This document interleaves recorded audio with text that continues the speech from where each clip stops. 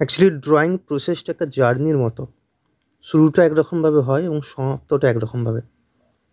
যেমন এই ড্রয়িংটার ক্ষেত্রে প্রথমে একটা মেয়ে বসে আছে, এটা ড্রয়িং করছিলাম।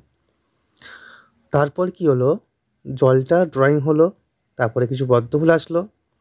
জলে যখন একটা হাঁস আসলো তখন তোমাকে ড্রয়িংটা কী করছে, একটা জার্নির মতোটা, কতকটা মেডিটেশনের মতো এটা আমার কাছে। মাইন্ডটাকে পুরো পরিষ্কার করে রাখে। তখনই খেয়াল হলো, এরে সরস্বতী ঠাকুর তো করা যেতে পারে নারী রূপে, বাস্তবে বসে আছে পুকুর পাড়ে। তারপরেতে আমি কিন্তু এই মেয়েটার হাতটাকে চেঞ্জ করে এর উপরে বিনা বস করাই।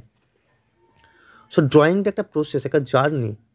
ড্রয়িংটা করতে আরম্ভ করলেই ড্রয়িং তোমাকে বলে দেবে কি চাইছে এই ড্রয়িংটা, একটা সুন্দর ড্রয়িং করতে। তো সেইভাবে প্রতিদিনের অভ্যাস, এগুলো প্রতিদিন অভ্যাস করতে হবে।